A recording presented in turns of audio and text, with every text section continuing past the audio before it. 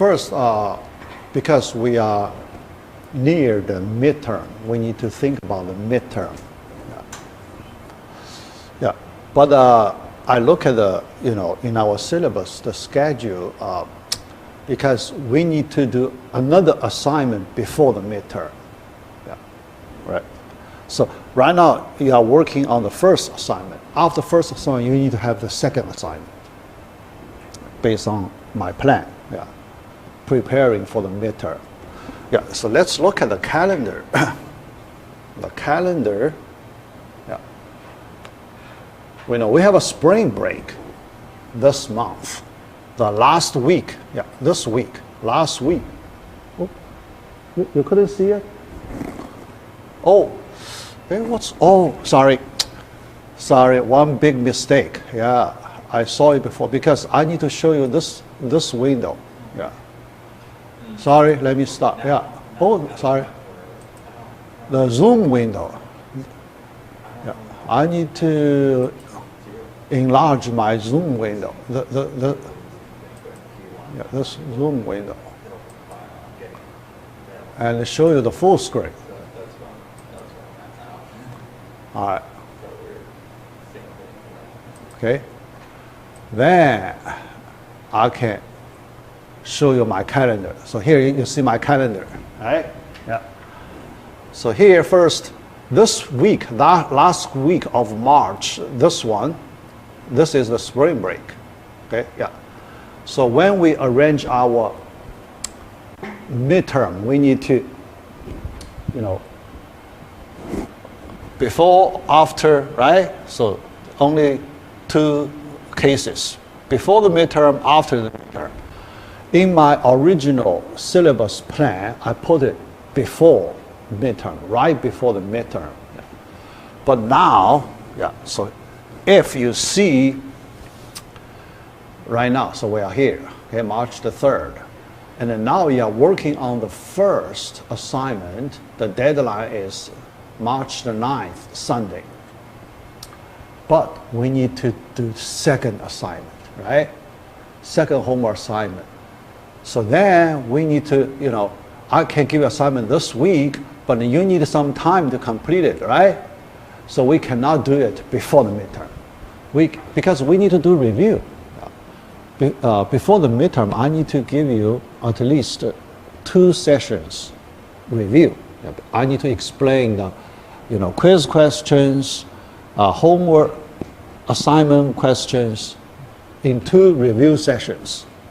So we need some time. So we need 2 class sessions for review before the midterm. Yeah. So I plan to use March 19, our first review session. All right. Then after midterm, March the 31st, that's our second review session. Yeah.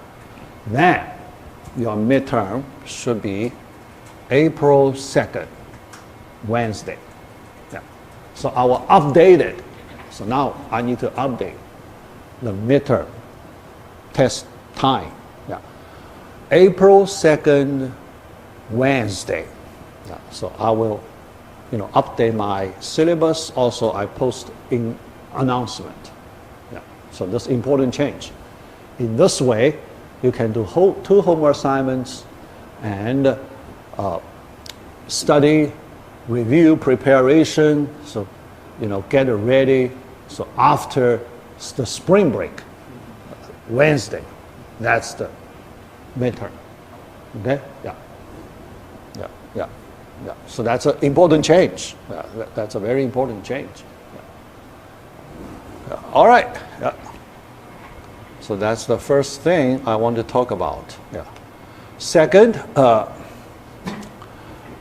we have 2 slides left in part A of module 3. Yeah. Let me finish those 2 slides.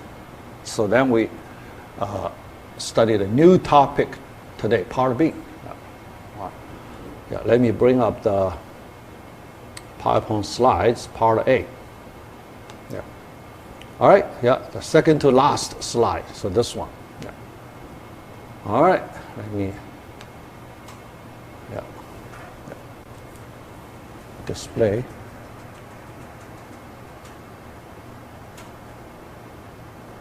All right, yeah. Any question about midterm, just let me know, okay? Yeah. All right. Structure of SQL. I mentioned this several times. So here we can do a little fast. Yeah. The SQL part 2. Yeah. Core specification. Yeah. Supposed to be implemented by all our DBMS vendors. Yeah. So this part, the standard, industry standard. Yeah. So all the RDBMS, R relational, okay? Yeah, people add R, so RDBMS. All the relational database management systems must support the core specification. Yeah. All right. But the second part, a little more complicated. Yeah. Actually, very complicated. Specialized extensions. So this part, yeah, the reason pretty obvious, because those DBMS vendors, excuse me, they want to implement some special features. Some of the features not advanced, but very convenient features. Right? Some features are advanced, high level. Yeah. So for that part, this extension part, yeah. So then, most those DBMS, so they use their very special way to do this part. Yeah. So that gives this special property. It gives us a lot of hard work if we need to do the conversion from one DBMS to another DBMS. Yeah. That's possible sometimes, although so usually it's not very frequent. Yeah. But it happens sometimes. Yeah. So we need to do a lot of hard work, yeah, to do the conversion. Yeah, that part. Yeah. All right. Implement as optional modules. Yeah. The consequence in application programs, when you change the RDBMS, you may need to change your SQL statements.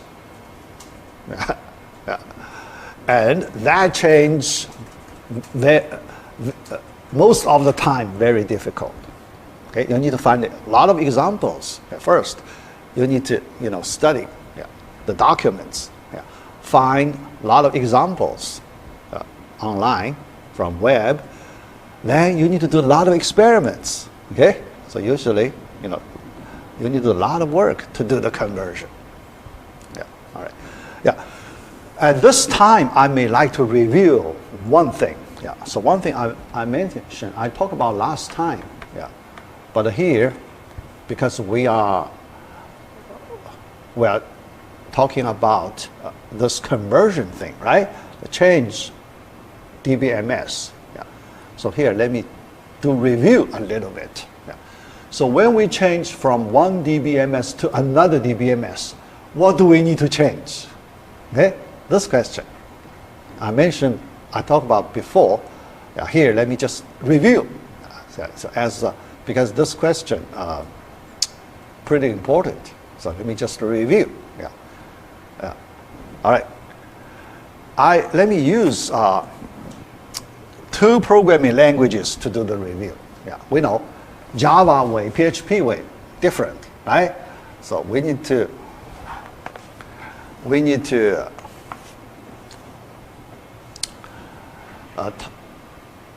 look at Java and PHP separately. Yeah. All right. So, yeah. The Java way first. Yeah.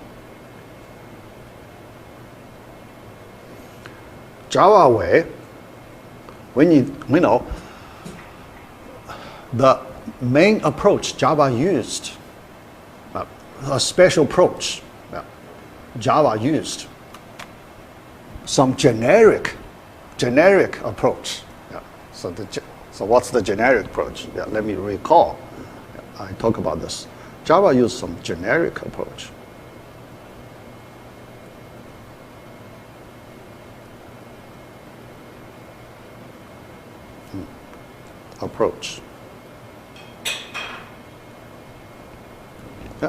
Generic, okay? So one way, one generic way, then all the DBMS can fit in that model, okay? In that pattern.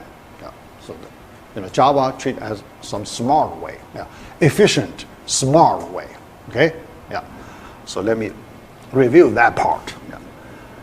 Generic way, you may ask question, how can Java do that generic way, right? So the main method, use two sets of faces.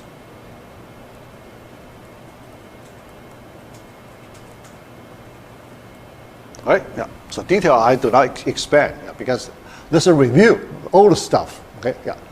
One set for database vendors, DBMS vendors, so they implement the interfaces provided by the Java team.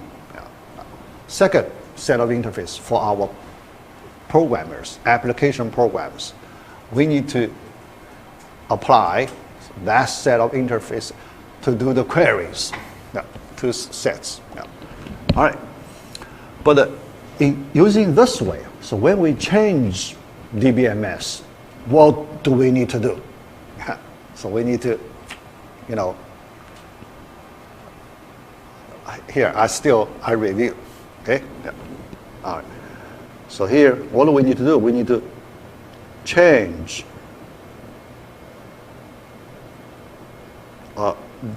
DBMS. Okay. What do we need to do? So I separate, two parts. The first part, the data part. The first part, data part change. The second, actually, the second, SQL change. Data, data here means the input data, right? When you call Java methods, you need to provide input, right? So that part, the input part, that data, okay? Input data for Java methods. First is the change in this part. I need some space. Let me erase that, okay? Three things you need to change. Three things you need to change, okay? All right. URL, database URL, right? DB URL. DB URL, okay? With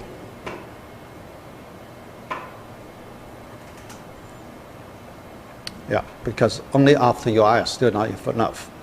You need to add, so not with, because with probably you understand included in the URL. No, not included, separate from the URL. So plus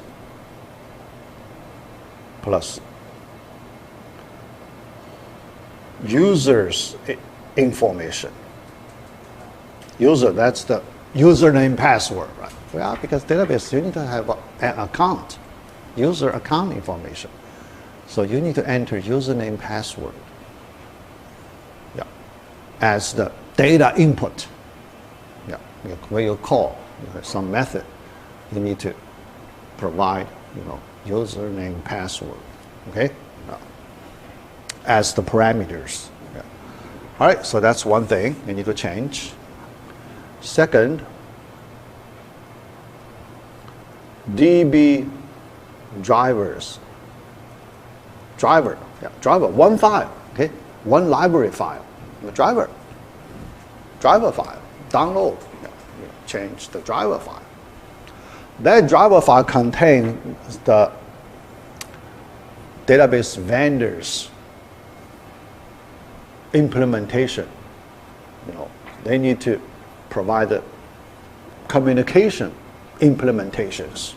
So that part you need to use, but in a hidden way.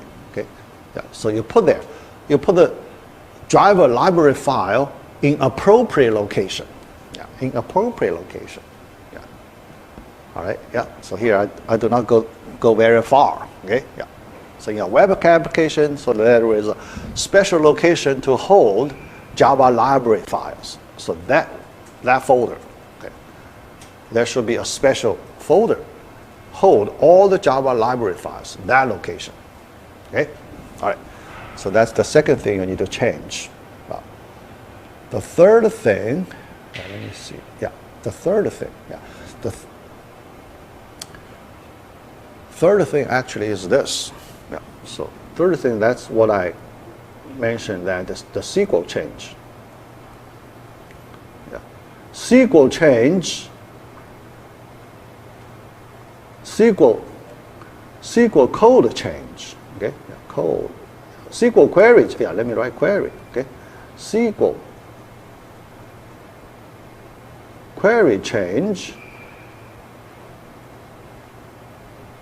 That's the extension part. Okay. So if the features you used involve that extension part, so then you need to do the change. So that's a review, right? The Java part. PHP way. So here, the PHP way. Review.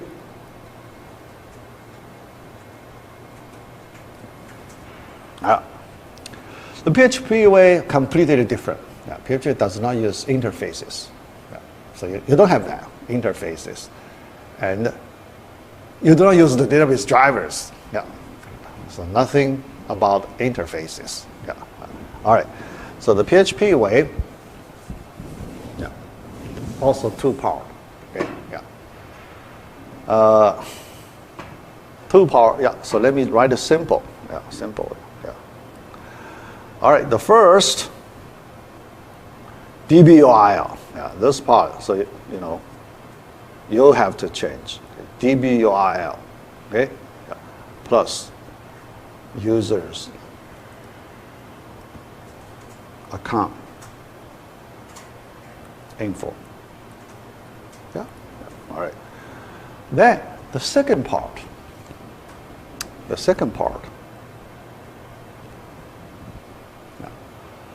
The PHP functions you need to change. Okay? Because change the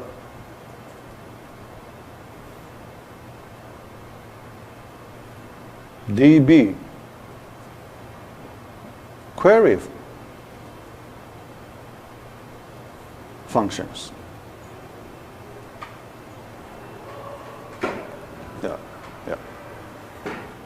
DB query functions, right?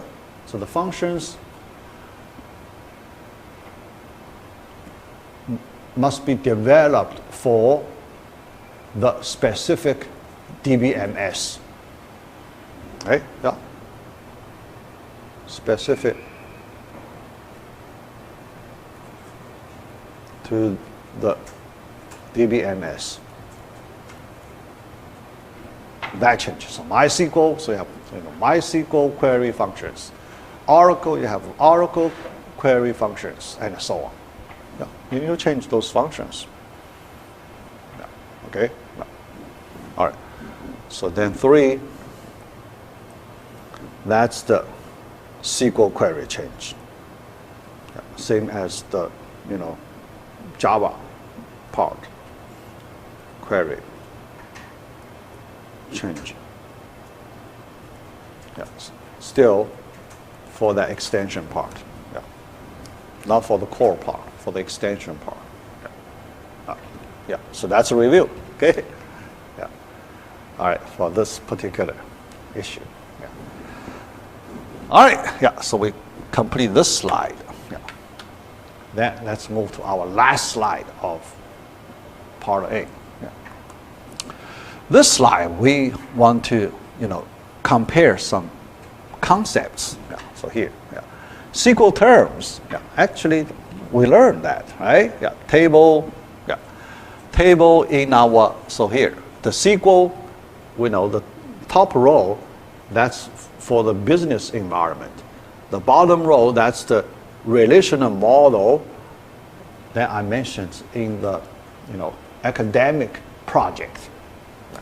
Academic project. The formal. Project, yeah, for that SQL. Yeah.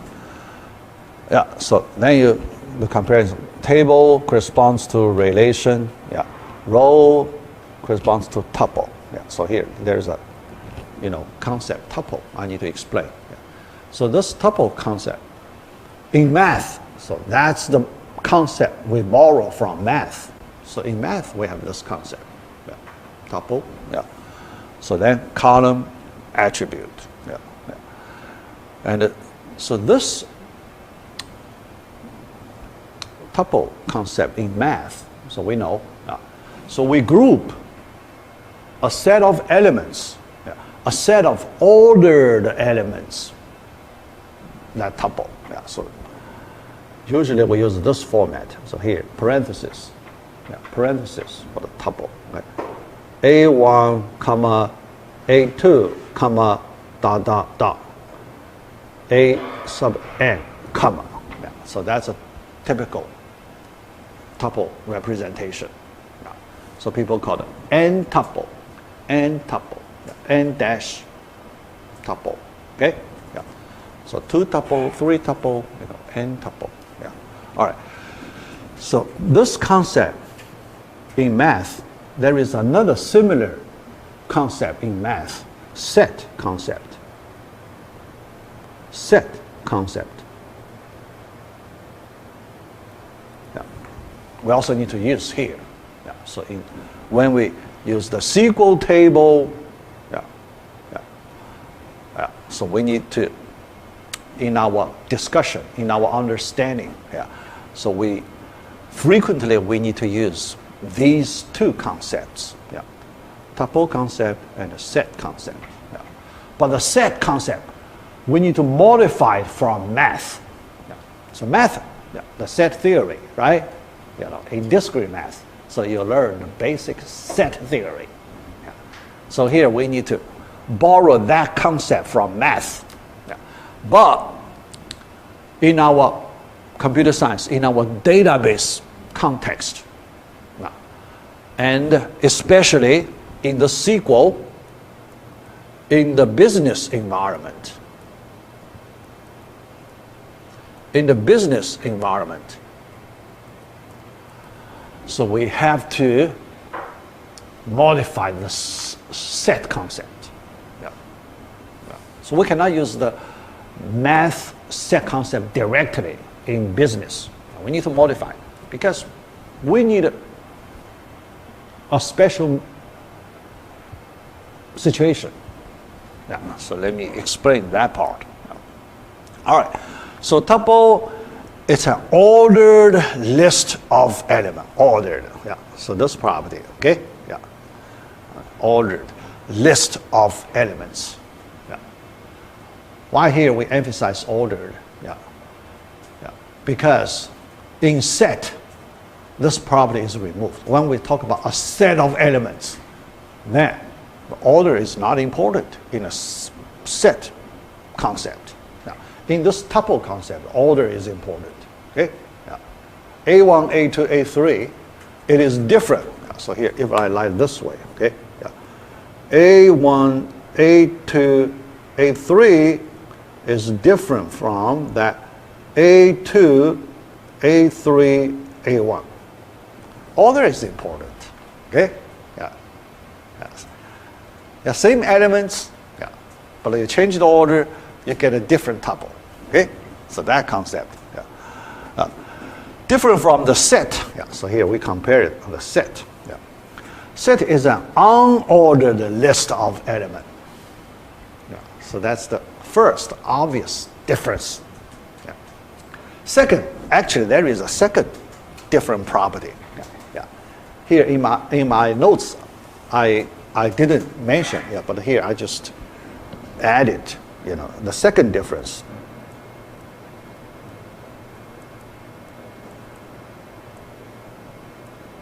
All right. Regarding the duplicates of the element, right? Duplicates, yeah. Because many times, you know, you may have duplicate elements. Okay, all right. So let me compare. So in the tuple case, yeah, allow duplicate elements. Okay? Yeah. So A1 allowed, right? Yeah. I mean, so A1, yeah. Same element repeated multiple times. Legal, yeah. In tuple, yeah. But in set, no duplicate elements.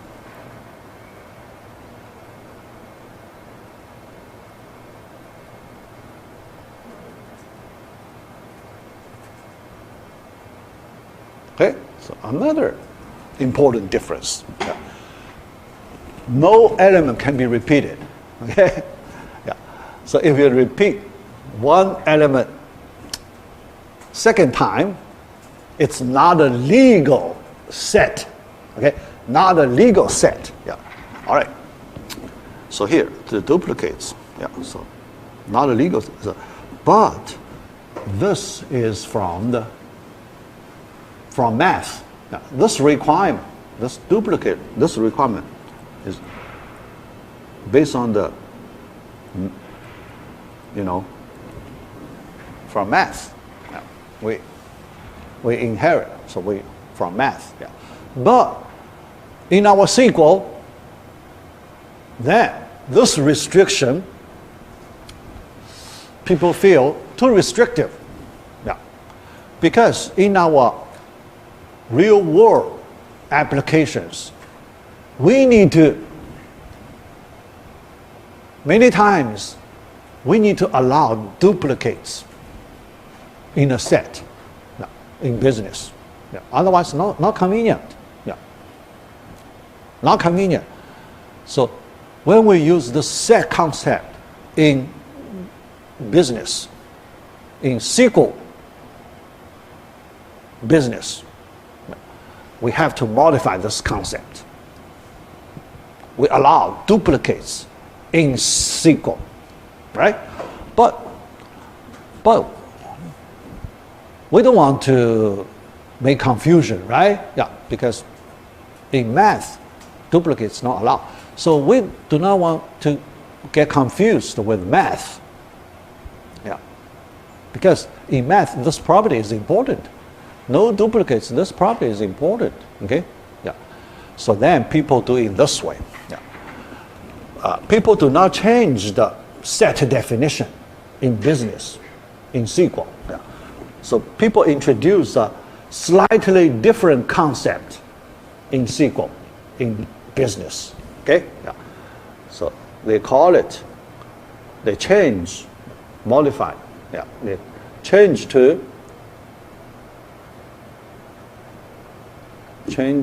it. So if you need to allow duplicates, yeah. So they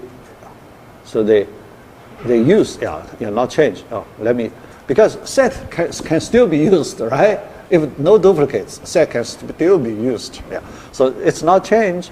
So add, okay? add a new concept.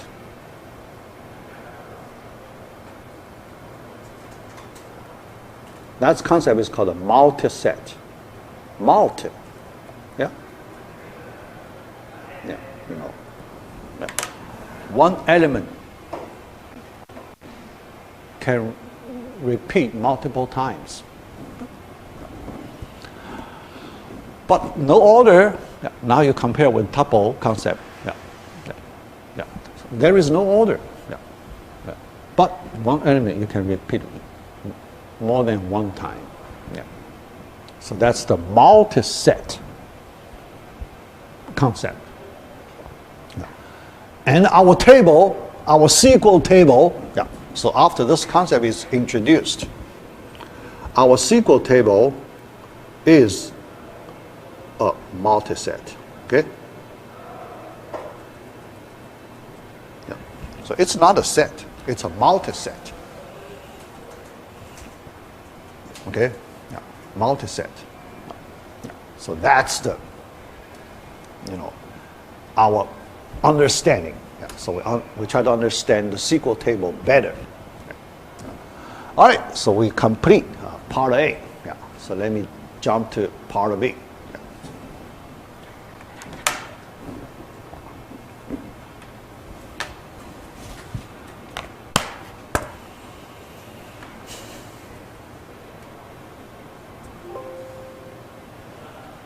Multi-set is unordered, right?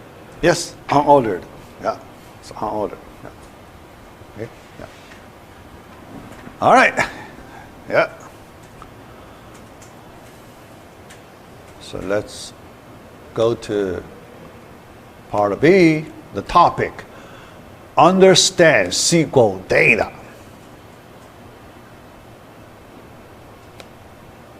All right.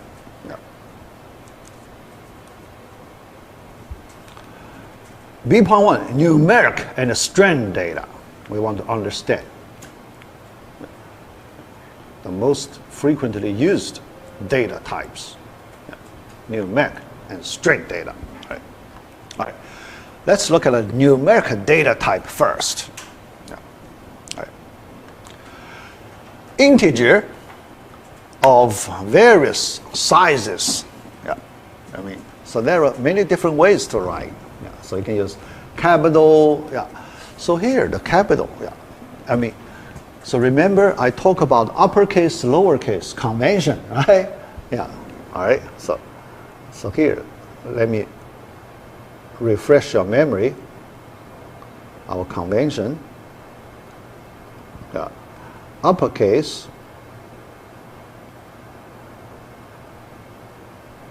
For SQL keywords, right? Yeah, keywords.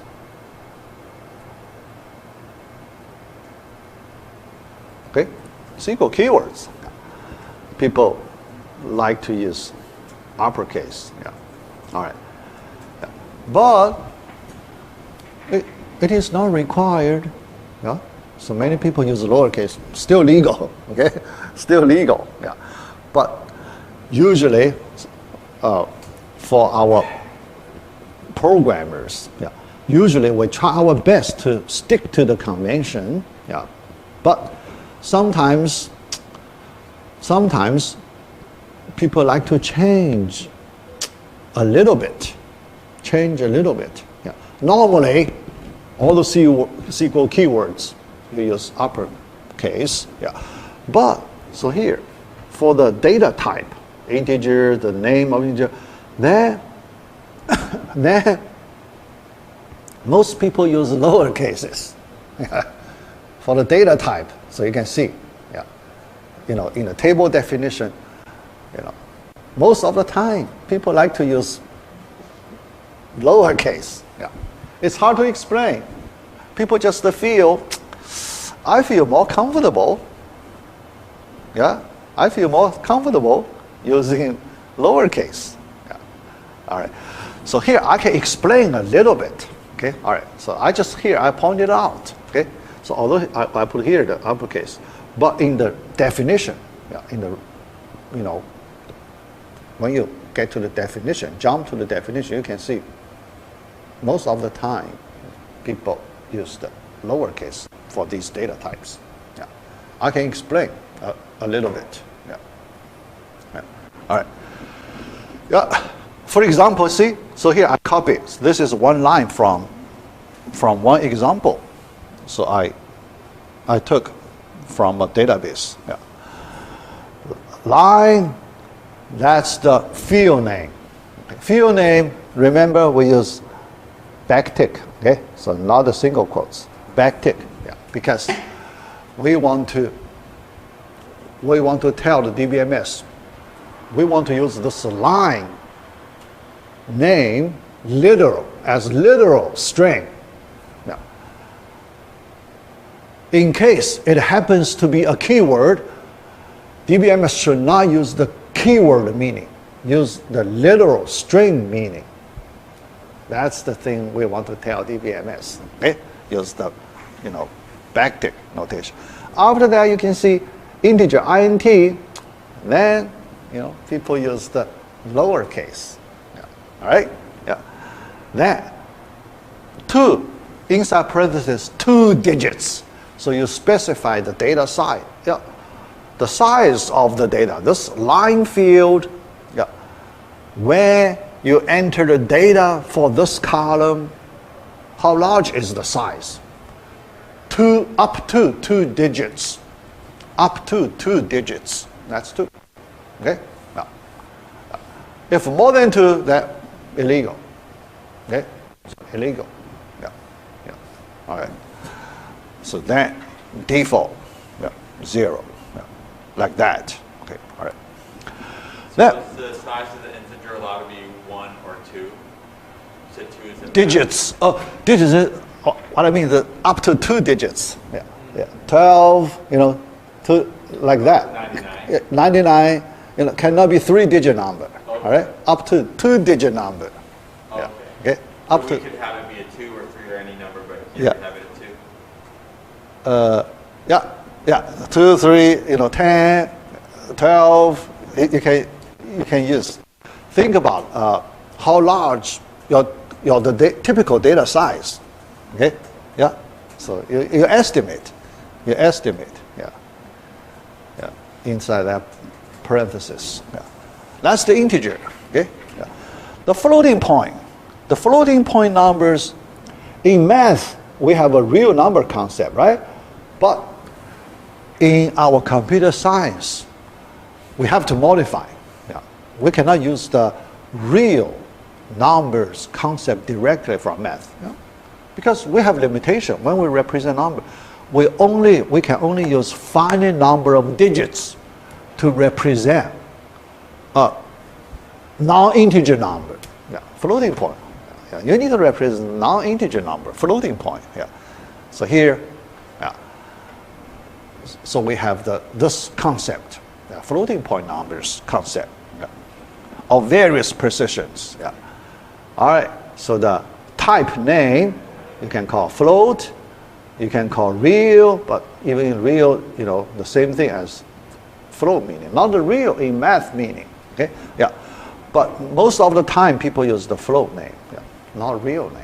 It's rare to use the real name. Then double. Okay. Then double. Yeah. And double. Precision, you don't need to include precision. Okay. Yeah. So you just declare. Yeah. Float, double. Yeah. Yeah. For the floating point data type. Yeah. All right. Then there is another. Yeah. Because when you declare a floating point, you need to provide more information, describe your data, providing more information. Yeah. So how many digits before the decimal point? How many digits after the decimal point, right? So you need to specify that. So here, yeah. So there are several keywords people can use. Yeah. Decimal parenthesis I comma j, 2 parameters to provide the, further precision information. Yeah. Decimal, you can use the short version, DEC. Yeah, DEC, I comma j. Yeah. Or numeric. Yeah, so many versions, numeric. Okay, all right. And yeah, actually, so this float.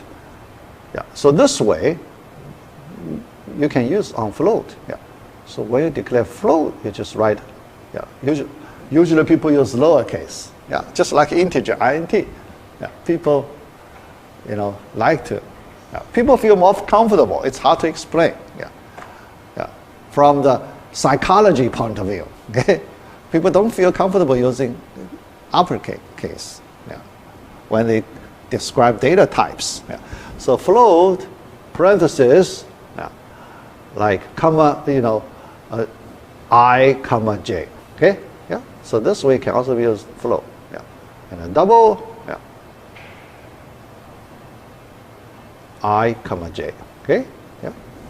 Yeah. Same way here. Yeah. Same way here. Yeah. Yeah. So that. Yeah. Those numeric decimal things. Yeah. All right. Yeah. So different names. Yeah.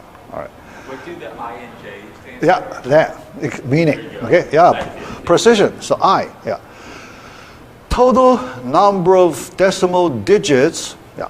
So actually, the I means total number of digits before the decimal point. Okay. I need to write before the decimal point.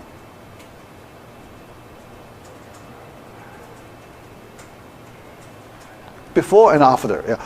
So actually, this we should not call precision. Yeah. Later. Yeah. Another one. Yeah. Scale. Actually, the opposite. Okay. Yeah. Yeah, because, precision is after the decimal digit, right? Yeah. Oh, sorry. Oh, yeah, sorry. Yeah, scale. Oh, sorry. Oh, yeah. Yeah, let me explain in this way. Yeah. Precision is after the decimal. Yeah, should be, right? Scale, actually, yeah, so here. Yeah. Let me use a concrete number. Okay, yeah, concrete number to give you an idea. Let me use this example to explain the meaning. Yeah, yeah. All right. So float 4,2. Okay, the concrete number. Okay. Yeah. First, the precision part. Yeah, because the scale and the precision meaning different. Yeah, the precision part. This is the precision part. 2 digits after the decimal point.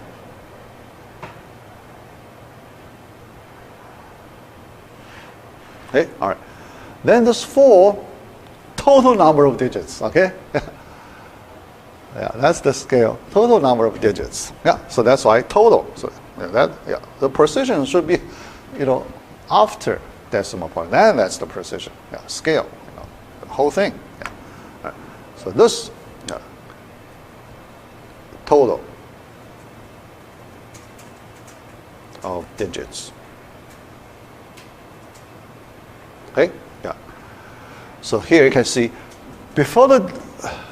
Oh, sorry. Yeah, total. Yeah, no, yeah. So that's why not before. Oh, sorry, I confused. That's why my original description no before. Yeah. So before and after. Yeah. So here I should add the number before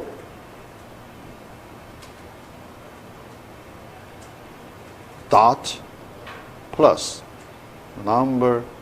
Yeah, dot. Let me. Number after. Yeah.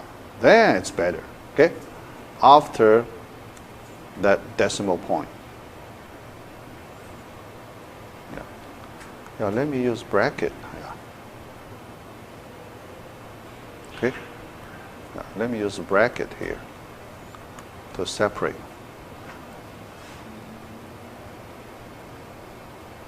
Okay? The total. Yeah? Before and after. All right? Yeah. Yeah. Yeah. So that's the, yeah. So when you define, one floating point number, the size. Yeah.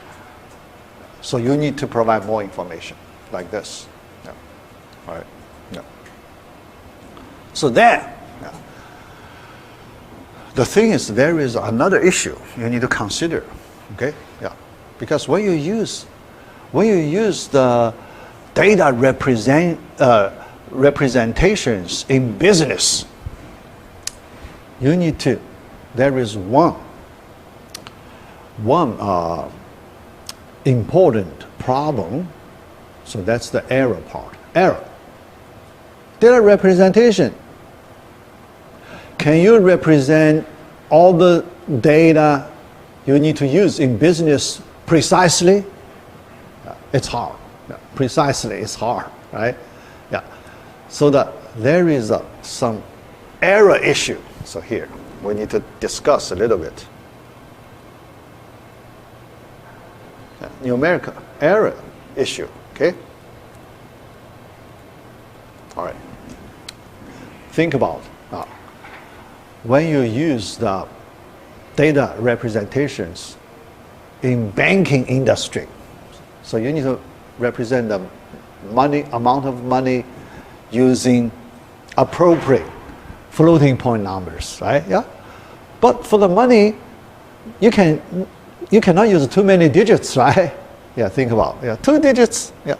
So after the integer, the dollar amount, 2 digits after the decimal point. So that's your money representation. Okay. If you have more digits, you need to truncate it, right? Yeah. So round it up or down, yeah, based on special rules. Yeah. Yeah. So that's kind of thing. So then you have small amount of error, right? Yeah. A small amount of error. Okay. Yeah. But in banking industry, we know, because the business processing every day, the money amount very large, typically very large, the errors could be accumulated, right? Accumulated, yeah. So then, truncation small, rounding up, down, accumulation, the difference may not be very small number, all right? Yeah. So that's just one place you may have that accumulated errors. Yeah. But there is another place related to the errors. That's the computer limitation. Yeah. Because we need to do our calculation. We apply software, right? Certain software to do, calculation on the numbers. Yeah. Yeah. But when you do it, yeah. So many times you do numeric calculation, using the arithmetic operations, yeah. That could cause errors, cause precision issues. Okay, yeah, all right, and another type of error. So that is a little harder to understand. So that is we know inside computer we use binary system, right? Yeah, computer internal mathematical or arithmetic operations implemented using the binary system, right? Yeah. So people need to do the conversion between the binary system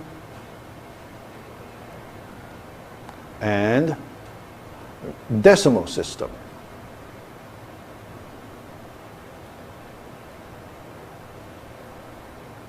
Okay, the conversion, yeah? Because in our real world applications, we never use the binary system directly, right?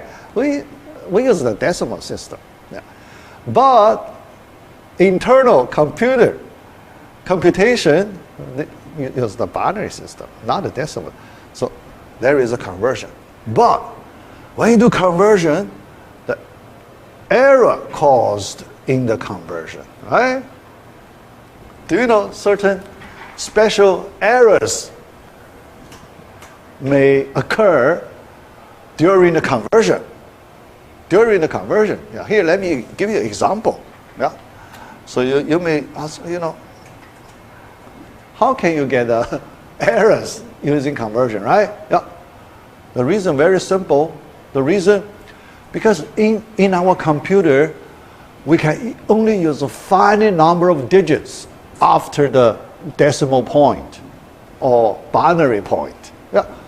You cannot use unlimited number of digits, right? You have to stop, truncate somewhere, okay?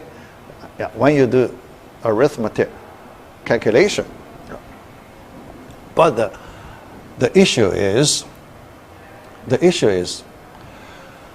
when you represent a decimal number, you use a finite number of digits, but when you convert to binary representation, it may not, you may need infinite many bits to represent. That could happen. That could happen. Here, let me give you a simple example. Okay? Simple example. Yeah. This simple example, yeah. So simple, yeah. Decimal. So if I use a decimal, yeah. 0.3 decimal number. So simple, right? 0.3. If we convert it to binary representation, can you imagine we need to use infinite number of bits precisely for just 0.3? 0.3. Can you imagine that? Yeah. All right. Because this number less than 1. Yeah. So before the binary point, that's 0, right? Yeah. Okay. Yeah. So if we convert it to the binary representation,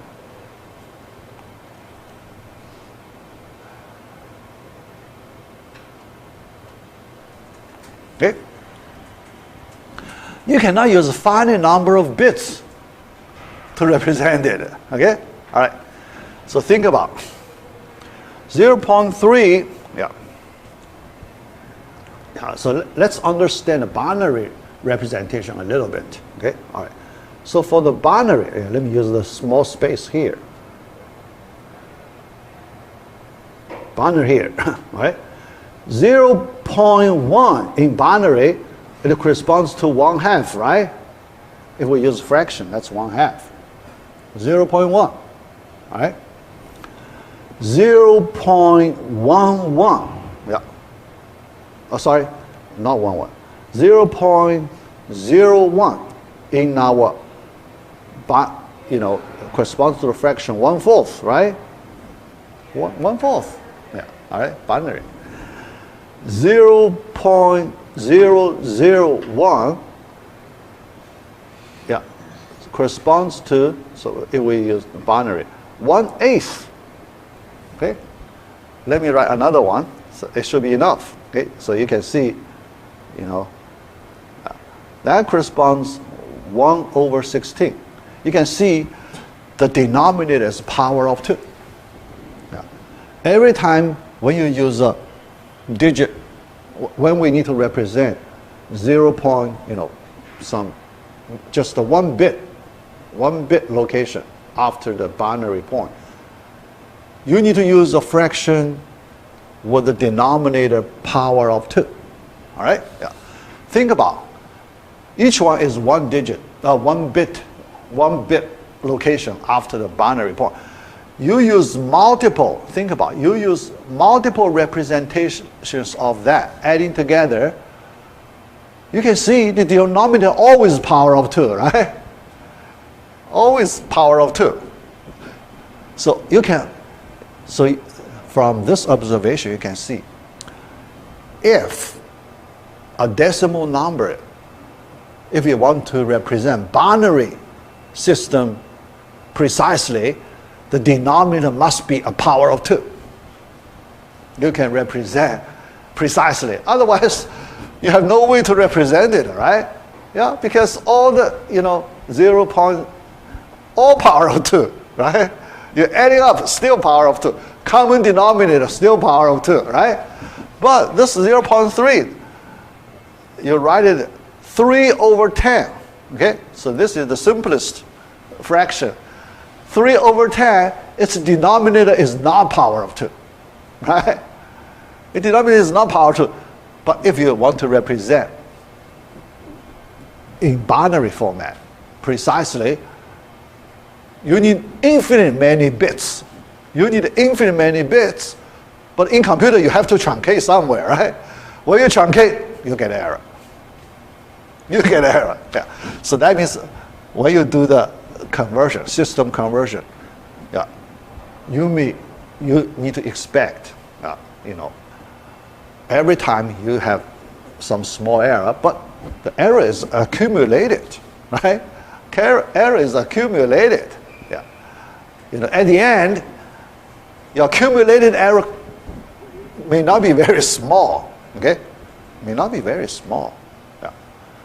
Yeah. So that potential problem, you need to be aware of. Yeah. In some important number critical related business. Yeah. It's critical. The number, small number, yeah, could result in some, significant problem. That could happen. Okay? All right. So here, let me just, point this special problem out. Yeah.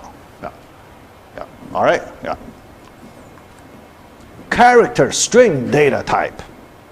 Now, fixed length. Yeah.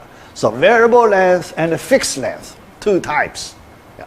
Fixed length, so you use, CHAR, parenthesis, and fixed. When you see fixed, yeah, because when you use CHAR, this representation, it means fixed. Fixed means you have to use the same number of characters. Yeah. The number inside parentheses, that's the number of characters. Yeah. But you cannot use fewer than that number. Yeah, definitely we cannot use more than that. But you cannot use fewer than that number. Yeah, fixed. Yeah. Yeah. All right, yeah. But the most frequently used string data type, that's this one. Variable length. Yeah. var, char, var, char. Parentheses, yeah. But many times you will see lowercase. Although here I use uppercase, but many people, so they like to use the lowercase here for the data type. Okay, for the data type, they like to use the lowercase. Yeah. So this part, you need some flexibility, right? So it's not a some very requirement, some requirement you have to follow. Yeah. All right. Yeah. So you see, so when we use lowercase here. Yeah.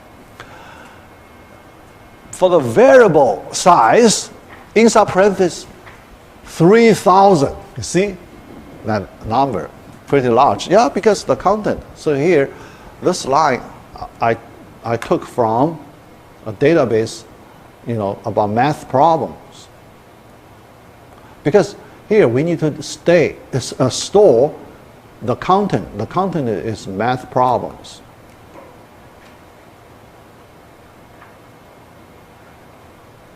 So you can think about, so when we need to store the math problem statements in a database, so in the field, content field of the problem table. So we have a table called a problem table. You need to think about how many characters I need to use. Okay, yeah, estimate. Yeah. Although most of the time we know the problem statement is not large, right? Yeah, yeah. But it is possible some problem has a very big statement, okay? Yeah, description. Yeah. yeah, whatever you call. Okay. When that happened, some long problem. Yeah, it's rare, but it could happen. Yeah. If you do not use enough many characters, when you have a long problem, you may have some trouble. Yeah. Data loss. You may have some data loss trouble. Yeah. Think about. Suppose you declare up to 3,000. Yeah. So var, varchar, 3,000 characters up to. Yeah. Yeah. All right. Fewer than that, don't worry. Fewer than that, so it is no problem. But if more than 3,000, what would happen? Yeah. Yeah. The probability could be very small, but in case it happens sometime. Okay? So there is a huge problem description. Yeah. More than 3,000 characters. Yeah. Truncation. Okay? Yeah. So if it's more than this number, so then the DBMs take truncation. Yeah. So then you have a data loss, right? Yeah. So you couldn't store the complete description of that problem. Yeah? Truncated. So think about it. But, so, in that case, some people may, I can use a larger number than 3,000. Yeah, you could, yeah. But, yeah. So here the problem. So when you use a larger number here, yeah, the DBMS does not need to allocate that much space. Okay, yeah. So the DBMS just used, because this is a variable size, right? Variable size. Yeah. So the DBMS uses the minimum amount of storage space to hold that data. Okay? Yeah. So yeah. So although you can use larger number, yeah, but people still, so they want to use appropriate number there. Declare using some appropriate number there. Okay? Yeah. So here. Yeah. All right. So that's the B.1. Yeah. B.2, understand null value. Yeah. So this null value, a special question. Yeah, I just wanted to make sure I understood. So this means that this is theoretical. I'm not saying this is necessarily best practice, but if I was unsure what kind of stuff is going to be entered, I could enter var 100 million for each one, but it'll only allocate what actually needs to be stored in the database. Yes, actually it's stored. Yeah, if you declare 1 million, so this way, so the DBMS can handle that. Yeah, yeah, but sometimes some factor people when they work on the real world problems, the psychology factor is important. Yeah, people, you can imagine people don't want to see 1 million here, right? Not comfortable. Yeah. So people want to put a reasonable number. So not people don't want to scare other people, right? Of course, yeah. That's Yeah. why I said only hypothetically. Yeah, hypothetically. Yeah. Right. Theoretically, it's correct. So theoretically, so not wasted. Reserve that amount of no. It's not that. So that's the smart part. Smart part of this way. Yeah. Yeah. Yeah. Good. Yeah. Yeah. All right. Yeah. So here, for the next time, because we do not have much time left, I just use a few minutes to explain this null value a little bit. Yeah, because I want to leave the entire study next time. Yeah. This value in SQL, very special, and we need to understand it well. Yeah. Yeah. And it has many special properties. Yeah, This null value, many special properties related to this null value. Okay? So it's not a normal value, all right? It's not a normal value. Now, so then the rules related to this value would change. The rule related to the null value will be different from the normal values. The rule used, yes, yeah. And a lot of rules. And because this null value, one big important difference is when we do comparisons, yeah, because we need to compare values, right? Yeah, we need to compare values. When we compare values, if this null value involved, then lot of different rules. Yeah. Here, I just want to point out one special result related to this null value. Yeah. So you know,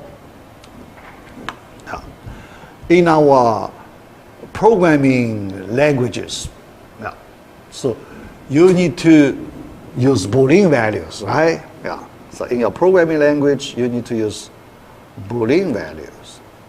Yeah. The Boolean values, I think you feel, you know, it should be true and false, right? Yeah, true, false. Only these two values for the, sometimes 0 and 1, right? Oh, sorry. True is 1, right? False 0. Okay? Yeah. Yeah. But in SQL, the Boolean values could be different. Okay? The Boolean value, yeah. Why is SQL different? Because of this null value. This null value involved in your comparison. When we do comparison, we may have some comparison result, right? Yeah. Yeah. Boolean expressions, yeah. When you evaluate some Boolean expressions with null value involved, you may get the result you may get. So it's not a true and a false. What you get is a 3-value logic, not 2-value logic, 3-value logic. So what's that? Okay. So the values will be, you have true, you have false. Other than true and false, there is the third one, unknown. Unknown means you don't want to use true, you don't want to use false, other than true and false, but you have a third case, because not involved, so you have to take care of that special case. That is the third value, unknown value. The comparison result, we don't know, all right? That's the comparison result. The comparison, it's unknown. Why? Because data is not available. Only when the data is available, we know the comparison result. But when not involved, now there is a special meaning for that now. The data not available. At this time, the data is not available. How can you determine the comparison result? Then you put this unknown value. Yeah. That's the special logic. All right? Yeah. So next time we will learn that. Okay? Yeah. All right. Okay, see you next time.